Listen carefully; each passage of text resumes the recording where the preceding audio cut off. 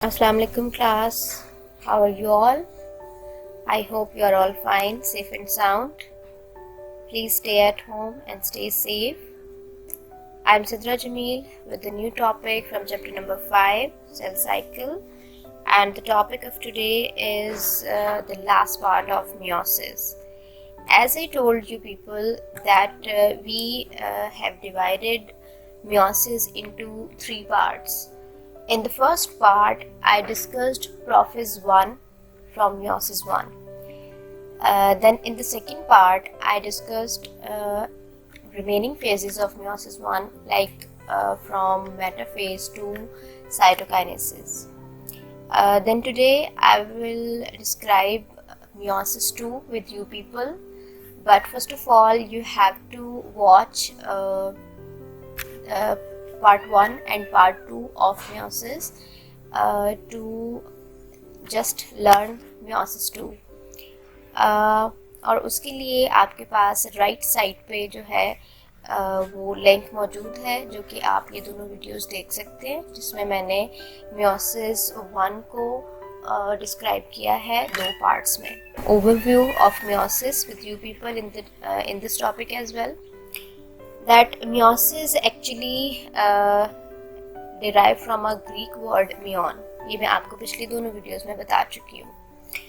meon का मतलब होता है to make smaller or reduce. It's mean कि आपने कम कर देना है number of chromosomes को. So meiosis is a process in which the number of chromosome is reduced.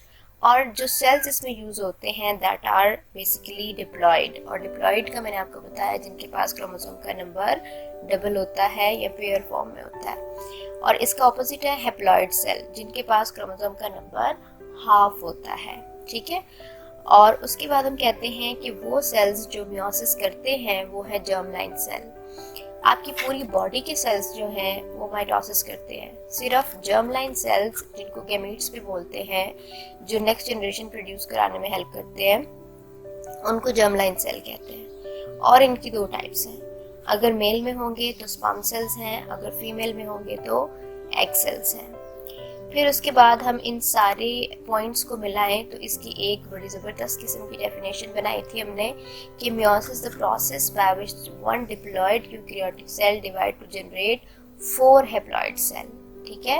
ये ऐसा प्रोसेस है जिसमें डिप्लॉयड से हैप्लॉयड सेल बनते हैं और उनका क्रोमोसोम नंबर हाफ होता है, और जो सेल बनते हैं दैट आर 4 इन नंबर्स. फिर उसके बाद हमने कहा था कि 1876 में ऑस्कर हर्टविग नामी एक साइंटिस्ट था जिसने एक्चुअली इसको डिस्कवर किया था, meiosis के प्रोसेस को. क्लियर.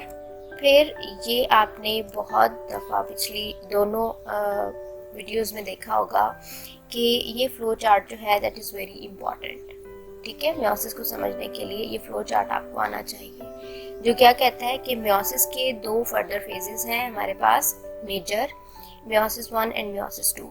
और इन दोनों में जो सेम या आप कह सकते हैं मेजर सब फेजेस हैं वो है कैरियोकाइनेसिस और साइटोकाइनेसिस. यानी दोनों में न्यूक्लियस डिवाइड होगा और दोनों में ही साइटोप्लाज्म भी डिवाइड होगा. लेकिन कैरियोकाइनेसिस के लिए बिल्कुल माइटोसिस की तरह इसके पास पी मैट का प्रोसेस है. यानी 4 फेजेस हैं जिसको पी मैट के नाम से याद रखना है हमने, prophase, metaphase, anaphase and telophase. लेकिन अगर हम वो meiosis 1 में पढ़ रहे हैं तो वो हर फेज के साथ 1 लगा देंगे, like prophase 1, metaphase 1, anaphase 1, telophase 1 और उसके बाद साइटोकाइनेसिस. इसी तरह meiosis 2 जब पढ़ेंगे, जो कि आज हमारा टॉपिक भी है, तो उसमें कैरियोकाइनेसिस की 4 फर्दर फेजेस हैं, prophase 2, metaphase 2, anaphase 2 and telophase 2 end up to the cell division that will be cytokinesis. ठीक है. फिर हम बात कर लेते हैं meiosis 2 की. meiosis 1 चूँकि हम पढ़ चुके हैं, अब हम बात करेंगे meiosis 2 की.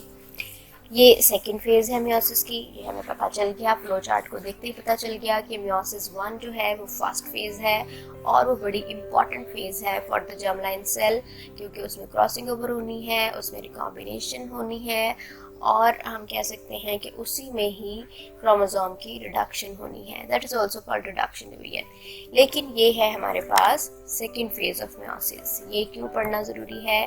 क्योंकि इसमें हमने बताना है कि 2 सेल से 4 सेल्स बनते हैं डॉटर सेल। ठीक है, जो हमने ऊपर डेफिनेशन में बात की थी ना कि मेयोसिस में 4 सेल्स बनते हैं, लेकिन मेयोसिस 1 में तो सिर्फ 2 सेल बने थे, तो उन 2 को 4 फर्दर कैसे बनाना है ये हमें मेयोसिस 2 बताएगा। देन हम कहते हैं इट जस्ट लाइक माइटोसिस, बिल्कुल माइटोसिस के जैसा है ये। इसमें कोई क्रॉसिंग ओवर नहीं है, कोई सिनेप्सिस नहीं है, कोई ऐसा प्रोसेस नहीं है जो आपने पहले ना देखा हो। देन उसके बाद हम कहते हैं कि इसमें भी 4 मेजर फेजेस हैं जो पीमैट के नाम से याद रखनी है आपने, लेकिन हर एक के साथ 2 आएगा, like prophase 2, metaphase 2, anaphase 2 and telophase 2। ये 4 फेजेस हैं जिनको हम 1 बाय 1 देखेंगे। First of all is prophase 2, जिसकी ये डायग्राम आपको बहुत सारी चीज़ें वाज़ह कर देगी। सबसे पहले जो इसमें अच्छी चीज़ नज़र आ रही है वो ये कि सेंट्रियोल्स जो हैं वो माइग्रेट हो रहे हैं, ऑपोजिट पोल की तरफ जा रहे हैं। ठीक है, सो ये मेरा नहीं ख्याल कि आपको दोबारा से बताने की ज़रूरत होगी जिन लोगों ने पहली वीडियोस देखी हुई हैं कि प्रोफेज 2 जो है वो बहुत कम टाइम लेती है as compare to prophase 1, because अभी मैंने शुरू में बताया कि इसमें कोई साइनेप्सिस नहीं होगी, कोई बाइवेलेंट टेट्राड फॉर्मेशन नहीं होगी, कोई क्याज़मेटा फॉर्मेशन नहीं होगी, और ना ही कोई क्रॉसिंग ओवर यानी एक्सचेंज ऑफ सेगमेंट्स यहाँ पे होगा। क्लियर? ऐसा कोई काम नहीं हो रहा, सिर्फ वही काम हो रहे हैं जो आपने माइटोसिस में देखे थे। ठीक है, जैसा कि न्यूक्लियोलाई और न्यूक्लियर इन्वेलप, ये जो ब्लैक स्पॉट आपको नज़र आ रहा है दिस इज़ न्यूक्लियोलस, और एक से ज़्यादा अगर होंगे तो न्यूक्लियोलाई, ये बिल्कुल डिसअपियर हो जाएगा और with the passage of time जो न्यूक्लियर इन्वेलप है वो भी डिसइंटीग्रेट हो जाएगा और क्रोमैटिन जो है वो कंडेंस होकर क्रोमोसोम बन जाएंगे।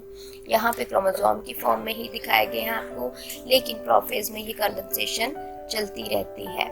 देन उसके बाद हम कहते हैं कि सेंट्रियोल्स जो हैं वो माइग्रेट कर रहे हैं, ऑपोजिट पोल की तरफ जा रहे हैं, क्योंकि वहाँ जाके इन्होंने क्या बनाना है, स्पिंडल फाइबर। तो यहाँ पे वो सारे वही प्रोसेस हैं जो आपने माइटोसिस में देखे थे। ठीक है, कोई भी नया प्रोसेस नहीं है। देन उसके बाद हमारे पास आती है मेटाफेज 2। मेटाफेज 2 को आप इस डायग्राम से भी डिस्क्राइब कर सकते हैं कि क्या होगा। इसमें 2 तरह के स्पिंडल फाइबर बनेंगे और वो आके एक क्रोमोसोम के साथ अटैच हो जाएगा, कुछ आपस में अटैच हो जाएंगे और एक मेटाफेज प्लेट बना लेंगे। ठीक है, अगर हम इसको पॉइंट्स या बुलेट्स के फॉर्म में लेके आए तो हम कहते हैं जी काइनेटोकोर फाइबर्स बनते हैं। वो काइनेटोकोर फाइबर्स जाके क्रोमोसोम की काइनेटोकोर प्रोटीन के साथ अटैच हो जाते हैं और कुछ नॉन काइनेटोकोर फाइबर्स बनते हैं जो कि एक दूसरे के साथ अटैच हो जाते हैं और इस तरह इनकी अटैचमेंट से एक अरेंजमेंट सामने आती है जिसको बोलते हैं मेटाफेज प्लेट। ठीक है, देन उसके बाद हम ये कहते हैं अगली फेज हमारे पास स्टार्ट हो जाती है, that is anaphase 2। Anaphase 2 is just like the anaphase of mitosis, कि इसमें डायग्राम आपको बता रही है कि जैसे ही माइक्रोट्यूब्यूल या आपके स्पिंडल फाइबर जो है वो शॉर्टन होना शुरू होते हैं तो ये क्रोमेटिड्स जो हैं वो एक दूसरे से सेपरेट हो जाते हैं। ठीक है, और ये ऑपोजिट पोल की तरफ फिर फोल्ड हो जाएंगे। हाँ जी, सेंट्रोमियर्स आर क्लेव्ड। सेंट्रोमियर एक्चुअली वो पॉइंट है जहाँ पे ये दोनों क्रोमेटिड्स आपस में जुड़े हुए थे। ठीक है, ये सिस्टर क्रोमेटिड्स हैं आपस में, ये दोनों एक दूसरे के साथ जुड़े थे एक पॉइंट पे जिसको बोलते हैं सेंट्रोमियर, और ये सेंट्रोमियर क्लीव कर जाता है जिसकी वजह से ये दोनों फिर क्या हो जाएंगी, सेपरेट होके ऑपोजिट पोल की तरफ पुल हो जाएंगी। देन उसके बाद हम कहते हैं कि जब ये ऑपोजिट पोल की तरफ जा रही होती हैं फिर इनको सिस्टर क्रोमेटिड्स नहीं कहते, सिस्टर क्रोमोसोम कहते हैं। ठीक है, मेयोसिस 1 में आप लोग देखिएगा उसमें पूरा पूरा क्रोमोसोम ऑपोजिट साइड पे जा रहा है। ठीक है, और यहाँ पे सिर्फ क्रोमेटिड ऑपोजिट साइड पे जा रहे हैं। अब यहाँ पे एक सेल के पास 46 क्रोमोसोम थे, तो 23 एक तरफ चले गए और 23 दूसरी तरफ चले गए, क्योंकि मेयोसिस 1 के एंड पे और मेयोसिस 2 के स्टार्ट में इन दोनों के दरमियान में एक छोटा सा गैप आता है, एक रेस्टिंग पीरियड आता है जिसको कहते हैं इंटरफेज 2 या इंटरकाइनेसिस, और उस इंटरकाइनेसिस में एस फेज नहीं आई, क्रोमोसोम का नंबर डबल नहीं हुआ, यानी 46 ही क्रोमोसोम है, और वो जब हाफ हुए तो 23 एक तरफ चले गए और 23 दूसरी तरफ चले गए, और जो दूसरी मतलब दोनों साइड पे जा रहे हैं, अपोजिट पोल पे जा रहे हैं, उनको सिस्टर क्रोमोसोम कहते हैं। देन हम कहते हैं कि ये अपोजिट पोल की तरफ बिल्कुल जो है वो माइग्रेट कर जाते हैं, और उसके बाद हमारे पास स्टार्ट होती है telophase 2। Telophase 2 is just a reversal of prophase 2।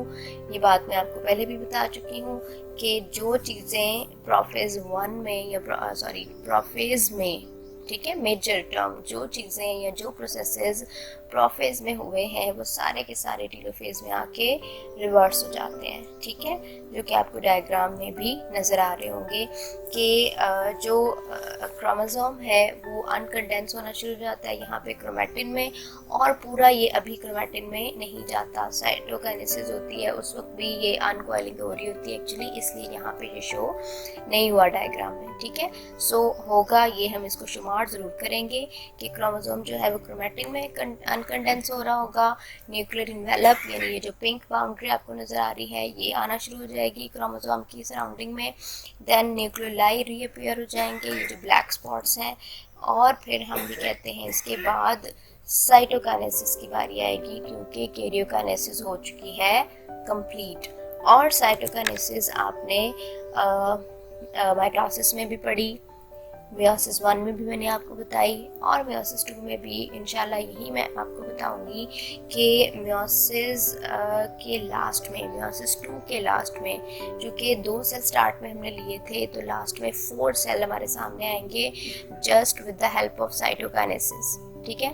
तो क्या होगा, अगर तो एनिमल सेल है तो पिंचिंग ऑफ सेल मेम्ब्रेन हो जाएगी, क्योंकि क्लेवेज का एक प्रोसेस आपने पढ़ा था कि क्लेवेज फरो बनेगी, वो इन्वेजिनेट करती करती करती दोनों सेल्स को जो है वो अलग कर देगी, ठीक है।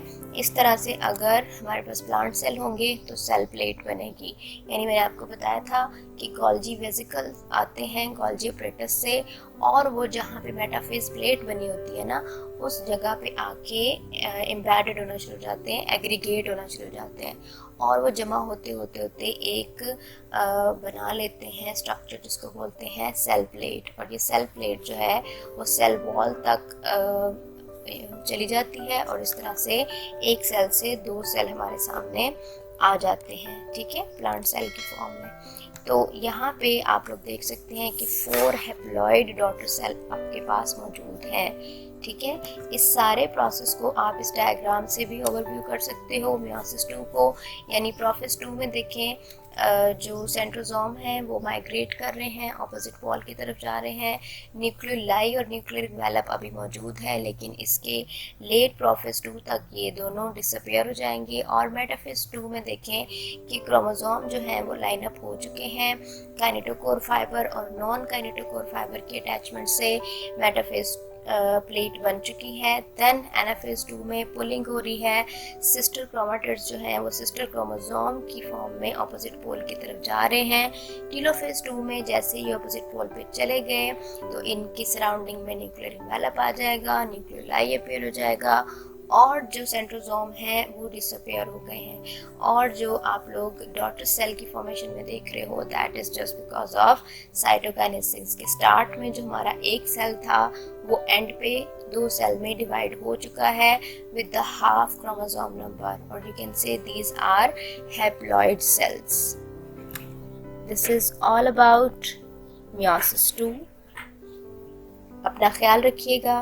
अल्लाह हाफिज।